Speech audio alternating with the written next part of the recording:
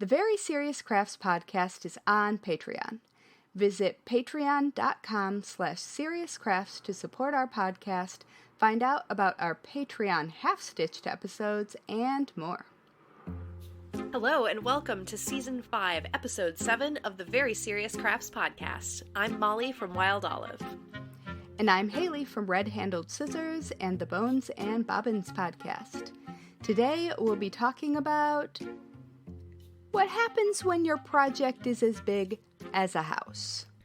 I like this especially because a couple episodes ago we were talking about miniatures and like very teeny tiny houses. So now we've just like gone the absolute opposite direction. Big as a house. Yes. Gigantic. Yeah, so before we jump into actually talking about gigantic projects that may actually look kind of like the miniatures. Yeah. We want to give a shout out to our serious friends of the Very Serious Crafts podcast who are supporting us at patreon.com/seriouscrafts. Thanks, everybody. Yeah, thank you. You're the best. We really like you. I think you know that. It's true. I hope everyone who is a supporter on Patreon knows that we really do like them a lot. Yeah. Seriously. I know for sure that at least a couple of them really do, because there are some crossover between our podcast and my other podcast. And so I happen to speak to those people more often. There you go. Yeah. Yeah. So, hi. We love you. Okay, so I know where we're headed with this topic of things being as big as a house. But before you start going here, my brain is thinking about like things that you could craft that actually are as big as a house that are not a house. Yes.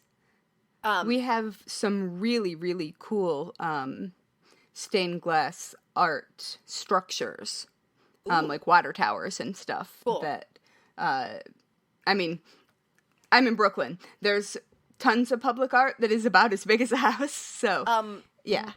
My sister was also telling me about, I think it's a little town in Illinois. So I live in Illinois, and they have a lot of, like the quirky things like the biggest ball of twine and all of those things. And so they have a lot of those things in this town. Like that's one of the things that they've become known for. And they apparently claim to have the largest set of knitting needles and so on. Although I don't know, how that falls. So I guess you could knit something as big as a house if you really wanted to, but I think I'm not gonna. I've seen some. Well, at some point, Central Park had massive crocheted stuff. I think it was crochet. Right. There you go.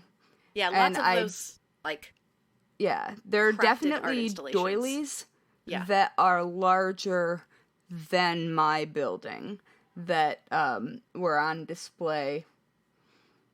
Our Lace Guild helped fund the movement of these massive doilies that look like jellyfish all lit up in the air. They're really cool. Very cool. I've never actually crafted anything as big as a house, but anyway, my mind went in that direction as we approached today's topic. So yeah.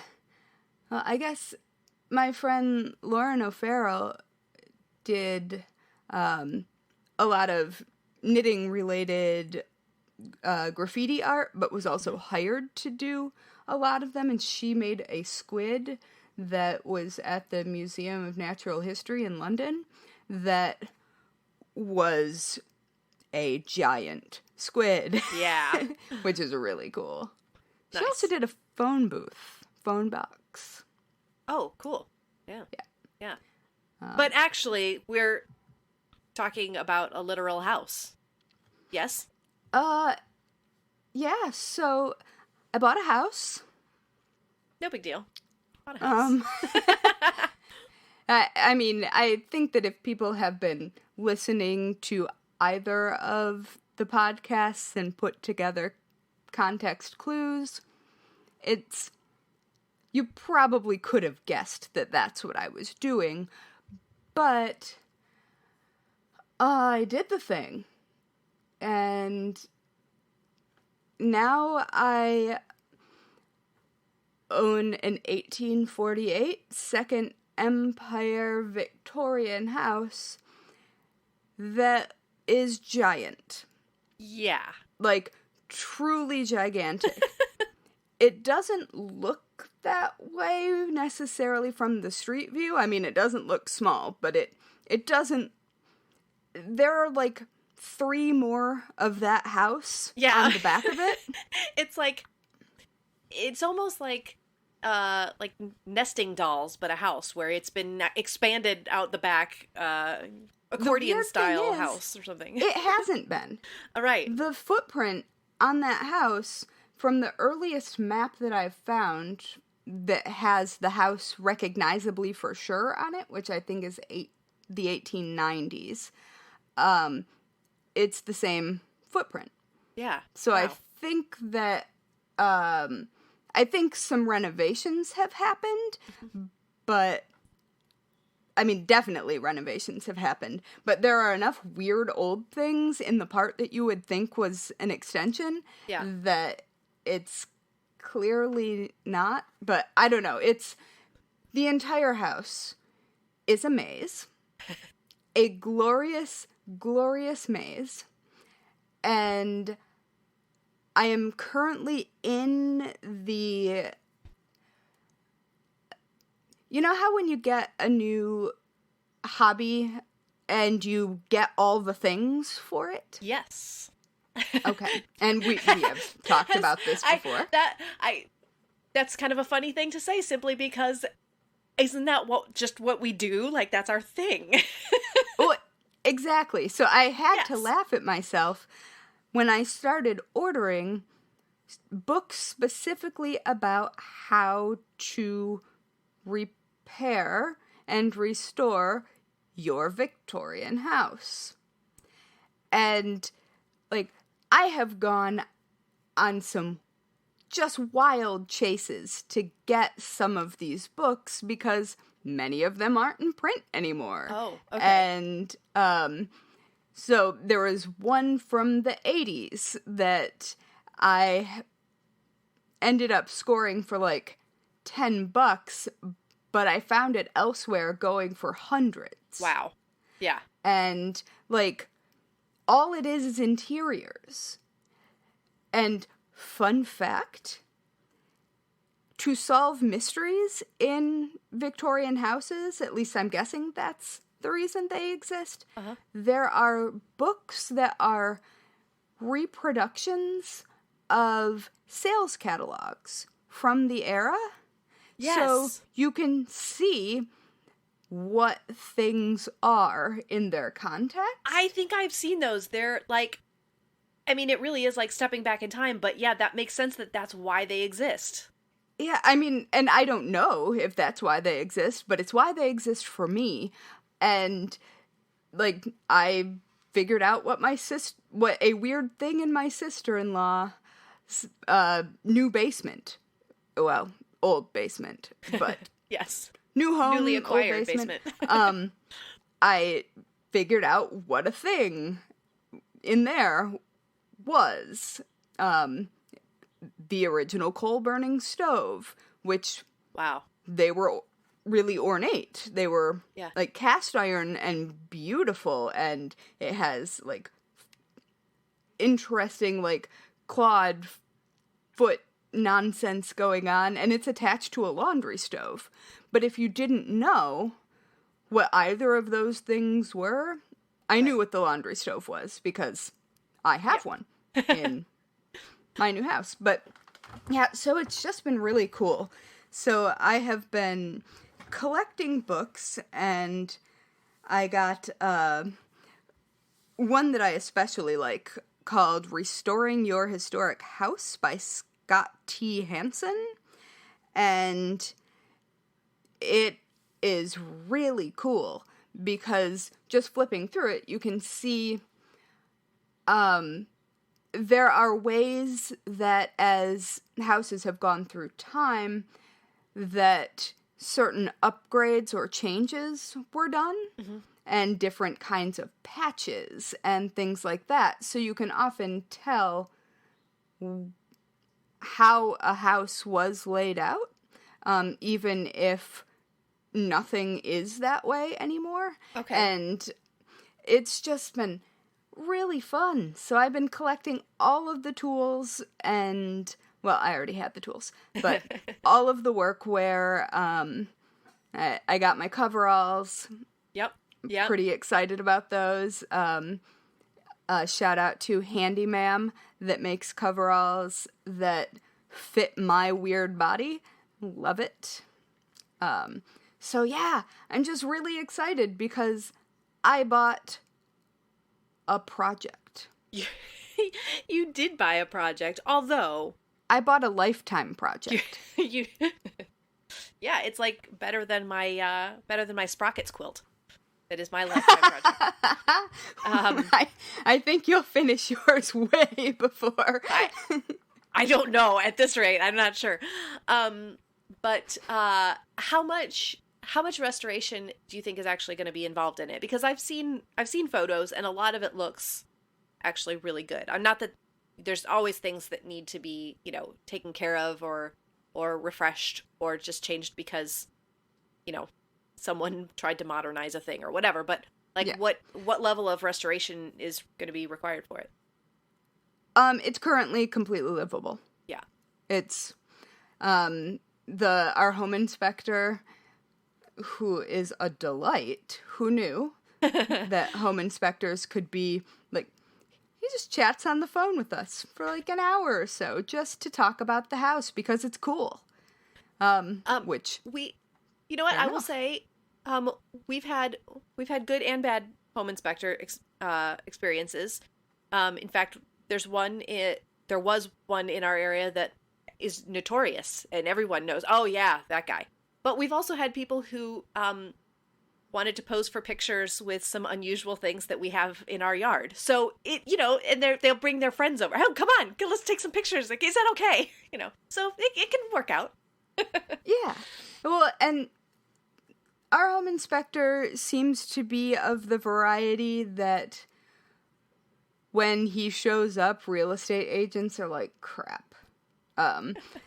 But he's also extremely good at his job, and so he's respected even if they're like, oh no.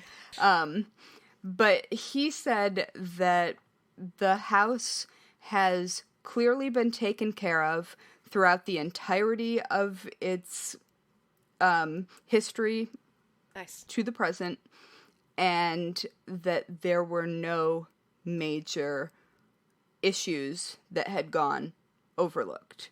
That this kind of house, there will always be something. Of course. I mean, I have to find a slate roof specialist because a single gutter needs to be handmade to move water off of one mansard window because the ground slopes slightly back towards the house. And it will be a problem at some point. Sure. It's not now. Sure. But, yeah, so it's a lot of work could go into it, and a lot of work will go into it, but right now it's livable. We can move in. I'm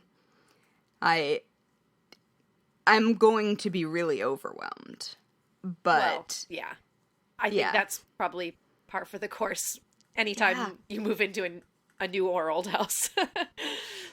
But sort of connected to our miniature discussion, the reason I ended up looking at all of those miniatures was because I was looking for examples of the library and secret bookcase door that I'm going to make in the new place. Yes. And just to give listeners, this may be deeply boring to anyone who's not me. I don't know. But secret doorways Yeah. in bookshelves and libraries. That's never boring to anyone. There's no way. There are passages connected through closets, and it's a whole thing. I love it. It's very cool. But I am moving from a 500 square foot apartment, to a 5,000 square foot home. Uh-huh. I'm just gonna warn you. Yeah. Because you've never experienced this, but, like, things will grow to fill the space you have, and you will not It's understand. like goldfish. Exactly. Did you ever have one of those grow-a-frogs when you were a kid? It was like a little, you sent away for it, and it lived in a little container, and it just stayed in water the whole time. And if you got the bigger container, then it would grow. And there were stories of people like released them into the wild and they got huge. Anyway, I digress. I do know what you're talking about, and I am suddenly hit with this memory that I have probably not thought about in 25 years. Ours used to launch itself out, and my mom would find it on the kitchen floor, just flailing about, and then it lived. It would, you just put it back in, it was fine. Anyway, like a grow-a-frog, suddenly your craft supplies, you're going to have way more than you realize. You won't even think that you have purchased any more, and they're just going to multiply and have babies because you'll have the space for it. Yeah, well, I was at Woolen, my local yarn shop, because my friend Rachel, who owns the place, had some boxes that happened to be... Do you know how expensive boxes? Yeah. Good boxes are? Yeah. Well, yeah. So I'm told liquor store boxes, if you can get your local liquor store, those I boxes, live above a bar. Yeah, see, there you go. Yeah. That's a very, very good yes. My brother, because those are like Banker's boxes, just without the lids. Yeah. My brother also, because he works for Trader Joe's, and when he was moving, he collected egg boxes from Trader Joe's, and those were also excellent. So, oh, that makes complete sense. Yeah. Well, but, yeah, noted. Yarn boxes, apparently. Yes. What's that? Did you get yarn boxes?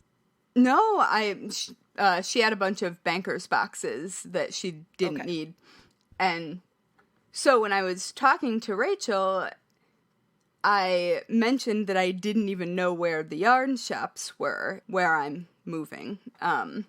Immediately, she was like, I know. Yeah, who nice. runs the yarn shop. Perfect. And I was like, oh no, but also thank you. So I'm looking forward to that because I'm moving into a community that is basically all, like, it's an arts community. Yeah, that's really cool. Yeah, so it's going to be fun, but what I'm trying to do before I leave, and I am currently smack in the middle of packing, I'm trying to get rid of things that just don't need to come along, even though I have plenty of space for them. Right. Just because it's a natural time to do that. Yes, yeah. It's such a weird thing because I'm like, oh, but I could keep all of this. I don't need to get rid of anything at all. But, so, yeah. So the house is going to be a project, and there are so many things. And I'm so excited to do a lot of them and to learn a lot of, like, the woodworking techniques. I'm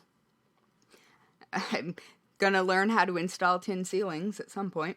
That's gonna be cool. And we almost did tin ceiling in one of our rooms, and instead it's like wood paneled, so it looks kind of like shiplap. Okay. Yeah. But and it's white, so it's, nice and bright and stuff. But the tin ceiling, I think that'll be cool. Yeah. And we have original tin ceilings in our bedroom currently. Oh, that's right. Yeah. Like, in the apartment I live in now. Yeah. And so I'm so used to looking up and admiring it that there aren't original tin ceilings in the new house that I have found, unless they have been covered, which they might have been. But all the original horsehair plaster and medallions are there. So I'm going to have to learn how to patch plaster. Yeah. And that's not a skill that... It's a very rare skill. Yeah. Like being able to work with actual plaster. Because none of the walls are drywall. They're all horsehair plaster. Yeah. Which is a thing I know nothing about. So if you, listeners, know good resources for plaster work, let me know. Yeah.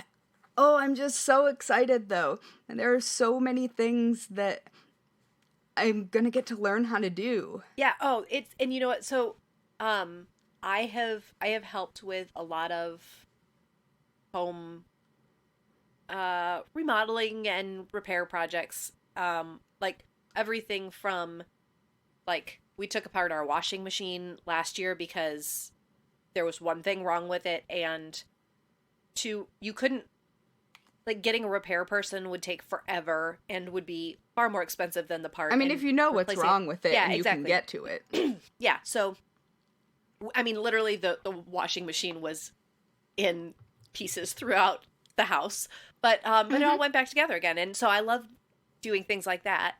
But also, okay, my dad did most of the actual work part of, like, the grout work and stuff, but we did tile floors in our living room, hallway, and then my parents' bedroom and my sister's bed. We just sort of, like, sprawled it throughout. And yeah, I'm gonna do some of that, and I'm excited. Yeah, and so the tile itself there's 12-inch squares, 6-inch squares, and 6x12-inch rectangles. It's like quilting. And yeah, exactly. It's exactly like quilting. And when you lay it all out, we wanted it to be a random layout so that it felt just more like garden space. I don't think I can do that. And it was a nightmare. Don't do random, because the problem is you can't do random. It's so hard, and it starts. We would constantly be looking at it, going, "There's a grout line that goes like 6 feet long. All of a sudden, we can't have that." And so we'd be constantly rearranging it to break it up, not have too many of one kind of piece right next to each other. It was a giant puzzle. It was like doing a quilt layout, and it was challenging and also really, really fun. And did you have the spacers? We did use spacers, yes. Because that looks so satisfying. I can't even handle how much I want to do that with those. Yes. Yeah. They're and, like, because we had some corners that were going to be, 4 corners together, and some that needed to be more like a T shape. So we had the kind that you can, like, snip apart, and, Cool. Very, very satisfying. And then, like, even, my dad is an artist. Yes.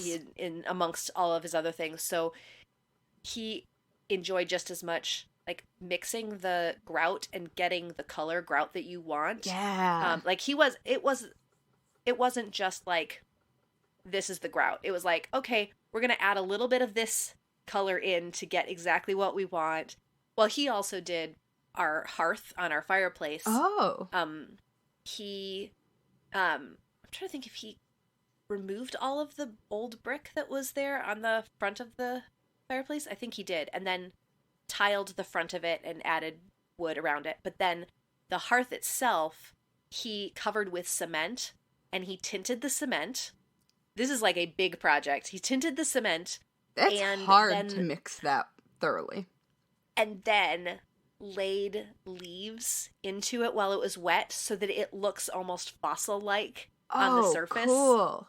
Like, there's like a fern and some other, and they were leaves from our yard. So, like, it was one of those just special touches that you can put into your house when And in a lot of ways, it's the same kinds of techniques that we would be using for other kinds of crafts. It's just on a more maybe industrial level of supplies. Yeah, I'm really, really excited about all of that because just like, especially with Victorian homes, there are so many little details and so much like hidden woodwork. Yeah. I mean, also woodwork on display, but people didn't skip the details just because they were going to be in a place they weren't going to be seen. And Correct. so I am just so excited to have a chance. I have only been in the house twice. Wow. Well, one of those times was overnight, so Yeah. but yeah, I was in the house once before we bought it, and then the day that we closed, and then we spent the night. And so it's like there's just so much to find, and there are fun built-in things, and I found a secret door Nice. that in the back of a closet, and the room that the closet is in has a padlock from the outside. Oh. Uh-huh. Okay, we're gonna just say that room was used for storage, or it needed to be closed off so that no one like was using it. That was the only possible reason for that padlock. It was, I mean, I know what it was used as. It was the writing room of the previous owner. But Okay, so now I'm nervous that meant that they wanted to be locked in so they did all their work. This is a trait of writers in the historically. I wonder if he was just paranoid about someone taking it or someone messing with it. Yeah. Like if there were maybe children in, Sure. I mean, there were teenagers in the home, but yeah, so there's a lot of weird and cool things. Oh, for the record, I made Jeremy open the door in the back of the closet. And Okay. it was just like window frames and stuff. It was nothing terribly exciting. Okay. But actually, those are still really fun things to find, because I was going to say, like, again, my aunt's house, great aunt, my grandmother's cousins, their really, really old house, the things that you found that just got, that sort of just end up in an old house. Yeah. They're, between end the up in basement and the weird attic places. and weird closets. Yeah. Exactly. You never know what you might find. And I mean, even old window frames, those are fun things. Yeah. Well, and they also help you learn how to restore them. I found a book yesterday that is entirely devoted to restoring window frames. I believe it, because It's hard. Yeah. And a there's lot original glass in my house. Oh, cool. Yeah, it's really cool. And we found some weird things. And we'll see. There's also a building attached to the house that we call the Murder Shack. That I think raccoons live in there. Raccoons and also the furniture for around the pool. Okay. Oh, there's also a pool, because why not? An in-ground pool. Yeah. Go big or go home. Oh my goodness. In this case, you're going big to your home. That is very true. But they're in the top of the Murder Shack. I am unclear what the layout is. We could see from secret doors upstairs that there is glassware in there. Oh. And I don't know where it is and how to get to it, because it's definitely second floor level. But like it's just a lot of weird, neat stuff. I think Yeah. I feel like the house is going to need its own Instagram account. It has it. Okay, good. Because I have started an Instagram, a TikTok. I did this all when I had insomnia and I didn't remember it.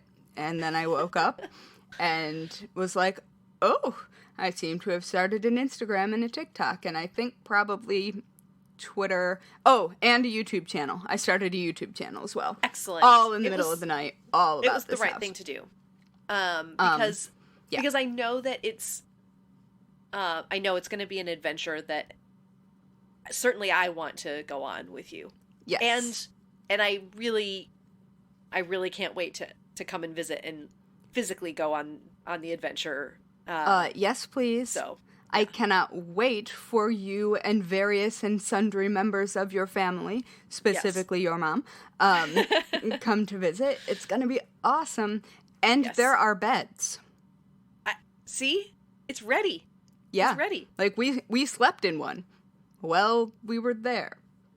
So. There you go. So it's, I'm so excited. I'm and so there's excited for you. Furniture that is still there that, and literally like the best couch ever. Oh, yeah. Sofa, settee. There's a green Victorian couch that is out of control. It's deeply uncomfortable, but I don't care.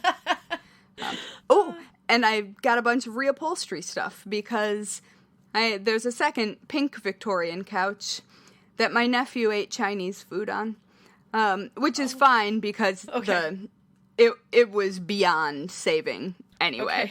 Okay. But my sister-in-law was horrified. It was just like, that is not the first stain that couch has seen. And so I'm going to dive headfirst into Victorian furniture reupholstery. All right. So we can look forward to the upholstery episode of the Very Serious Crafts podcast to come. Sounds good. Yep. I think we should stop talking about my house now because I could talk about it for like days. Well, we'll come back to it obviously, so it'll be so good. Much. But, and I'll drop the links to the actual Instagram account and stuff when I actually start putting content there. Yeah. It's not ready for human consumption at the moment. That's fine. But eventually the world will see. You will all know. All right. Well, I am absolutely delighted, and I anticipate learning new techniques through you. So that's I am excited about that. And, if you feel like coming to help tile, I am super not opposed. Okay. My dad will probably skip that because knees. That's the one thing. Get yourself some really good knee pads when you go to do any kind of flooring because definitely do that. We're at the age where now we have to think about that. But the sheer amount of protective wear that I have sourced good plan. Is out of control. Good plan. I've got slip-rated steel-toed boots. Oh, nice. I'm so excited. I'm going to make like a pinup calendar. Like a Rosie the Riveter style pinup calendar. Perfect. I mean, not really, but also maybe because it would be funny. I love it. All right. I love it.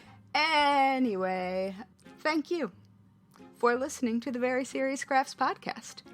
You can follow us on Instagram and Twitter at Serious Crafts and on Facebook at Very Serious Crafts.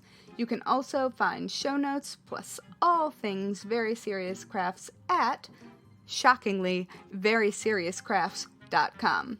Mm-hmm. And finally, if you're a fan of the Very Serious Crafts podcast, which you obviously are because you're listening, hi. Sure. Yeah. Please leave us a 5-star review on whichever platform you use to listen to podcasts, because good ratings help us show up in recommendations, which helps more people who love crafting find us. And also, we text each other excitedly when we see things like that. That is true. And it makes our day. That is true. Not even kidding. It can turn around an entire day. Yeah. Just seeing that. So it has happened. It has happened. Yeah. Yes. So thanks, everybody. Now I just want to like close out this episode with like some This Old House music. Wouldn't that be perfect if it weren't Oh my copyrighted? goodness. I am totally submitting my house. Awesome. Yes. To This Old House. Good. Perfect. I don't think they've done the town that I'm moving to. All right. Oh, well, there you go. So, Yes. so next time, maybe not next time, but in the future, you might introduce yourself as being from Red Handled Scissors, the Bones and Bob's podcast, and This Old House. It could happen. Okay. I mean, I literally have a Tom Silva bobblehead. Oh, perfect. Not even kidding. I love it. I love it. Yeah. All right. All right. Anyway, bye guys. Bye.